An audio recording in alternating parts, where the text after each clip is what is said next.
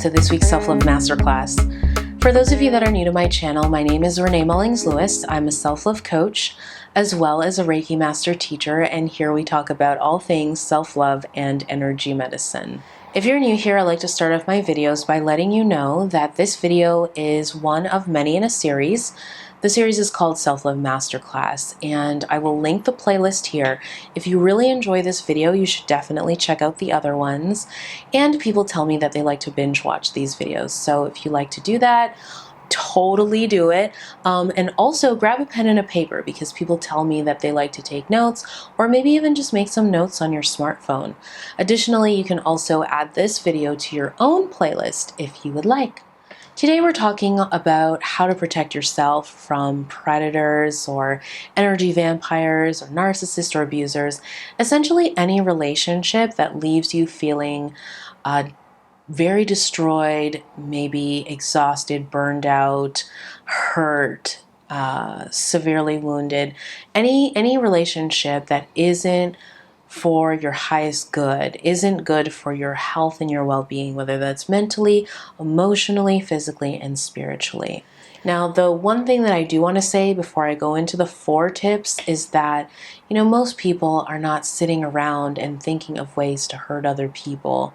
Yeah, there are definitely some, evil people out there, some people that are intentionally, willfully, and purposely out to prey on the innocent, so to speak, but that really is a very small margin of people. What I have seen from my own research as well as working with people over the years, that usually what happens is it's just hurt people, super severely wounded people that get into relationships with other very deeply wounded people and creates a situation where many people get hurt. When I say many people, that usually isn't just one person, but it's both people, with one person feeling like they were on the receiving end of the brunt of the pain. So if you're here, chances are it could be because you found yourself in a situation, in a relationship, in a business partnership, in a workplace where you're feeling very undervalued, where you're feeling as if you were mistreated, where you feel like you gave too much of your time, too much of your energy, too much of your money, you were too open, you gave too much love, and you got nothing in return or very little in return, or in fact you may have even been left, like the person, after everything that you invested in all you did, they left you, or maybe that company let you go, or whatever it is, right? You just feeling like you were very much used and abused, or some version of that. You might even be at the place where you had a crazy aha moment and you asked yourself, like, what am I doing here? And you managed to finally get yourself out, or you walked away, or you told that person to leave. But it came with a very heavy cost. It took you a while. It took you a lot of your love, your time, your energy before you were able to get there. So this video is really about prevention, about now that we've been through this, or if we are going through this, how do we get out of that?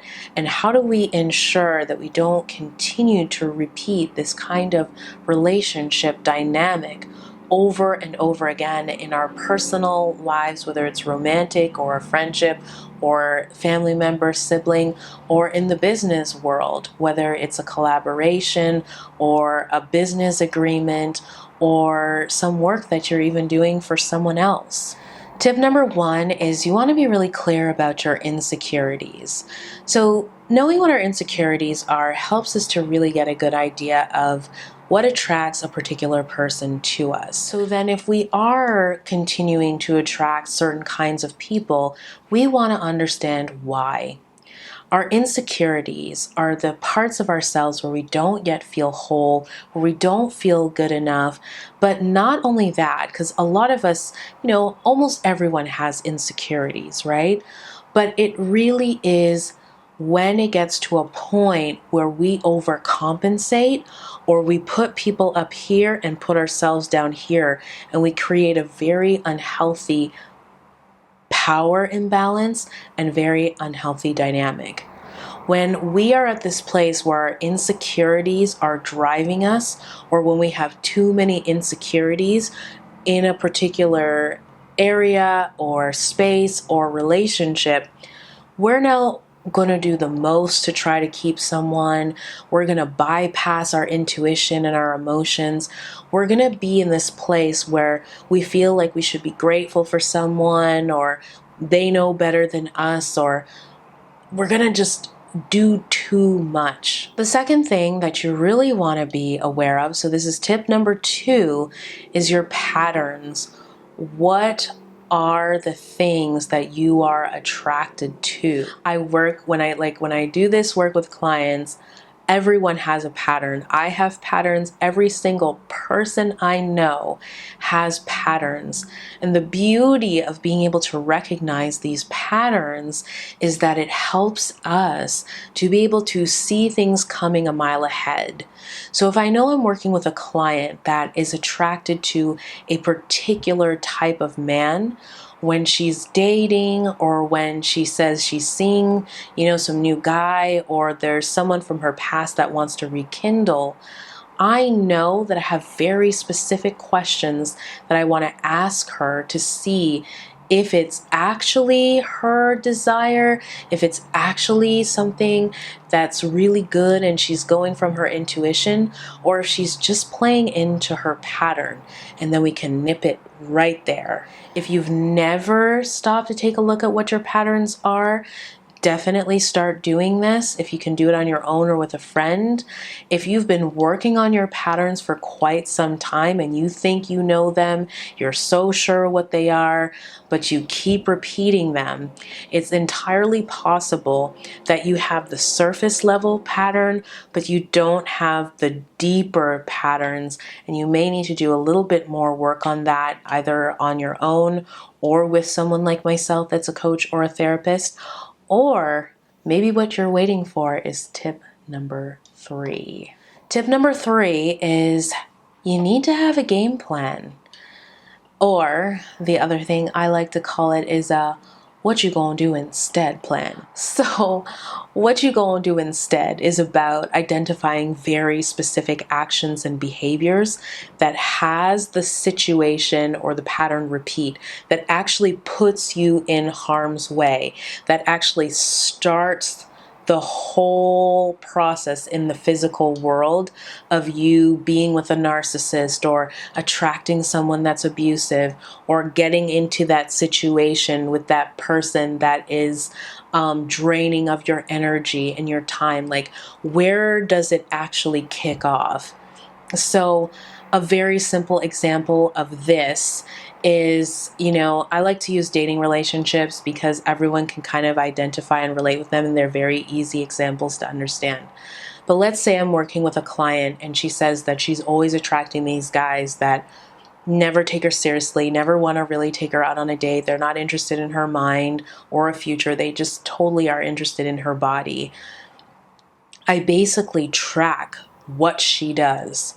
I will track what she does on a day-to-day basis. I will track where she's going.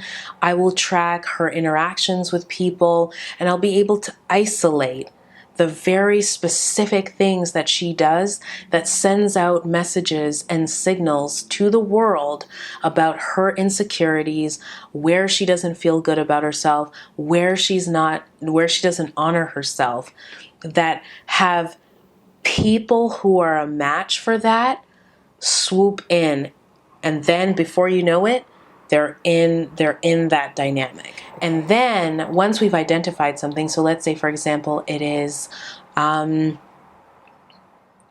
let's say it's she always accepts very late, last minute dates that are just like a guy texting and saying, hey, you want to hang out, or you want to meet up? Let's say that's something that I've isolated in her particular situation and life that is causing her to attract certain kinds of people that she actually doesn't want. Then I would say to her, what you gonna do instead when that guy texts you? And she might say, you know what, for once, instead of feeling like I'm not enough and this guy's so hot or he's so attractive or I'm 50 some odd years old and this is the best guy or prospect that I have, or, whatever it is that she tells herself that makes her go out with that person when she knows it's not the most honoring thing for her, she's going to say, you know what, I'm actually headed to bed. I would love to go out with you. So she says no. And then she says, I'd love to go out with you. And she gives him another date and time. And he's either going to take it or he's going to leave it. But she's going to be okay with the result no matter what it is. She's not going to be all crazy, obsessed about needing this one guy. Okay? And that right there takes her off of one path that she was headed down and onto the path that probably, actually no, we know is more in alignment with what she's seeking and truly wanting to manifest. That's a very basic example, okay? But this is the kind of thing that you want to be working on. And this is whether it's in a dating relationship, whether it's in a business partnership, collaborating, interacting with people on social media, just about anywhere and everywhere, you want to have a game plan, which is what you're going to do instead of the thing that you used to do. Tip number 4 is you need to have a support system. Okay, so at a very basic level, the support system that I recommend you have is your friends and your family. Okay, but not everybody, not all your friends and not all of your family, okay? It's got to be the people that are like the Gail to your Oprah, okay? So I'm talking about your top most trusted friends, the people that you know have your back. There's no jealousy, there's no competition. They want to see you win, and they're literally going to be an extra set of eyes and ears that you know can give you sound quality support and advice on what to do about your situation. If you find that you've been using your friends and your family, I shouldn't say using, I mean like you've been asking your friends and family for support and you've always been sort of doing that and you're still repeating patterns, you're still falling prey to these people, you're still winding up in situations that are not good for you and you're wondering what's going on, you may want to then invest in yourself and consider working with someone that's an expert in doing this kind of work, a coach like myself or a therapist, okay? Because friends are awesome, but again, they don't have the hours of training and experience in dealing with this sort of stuff to be able to dig really deep and get to the root of what's going on. And additionally, because they are close to you, there are going to be things that they don't see. All right, so you want to have an objective person that can help to give you that boost if you need it. Right. Now, what I want to also add to this point is that it's important to think about how you use your support system, because sometimes the reason the support system at the basic level of friends and family isn't necessarily working is because there are things that you hide from them. There are things that you don't share with them.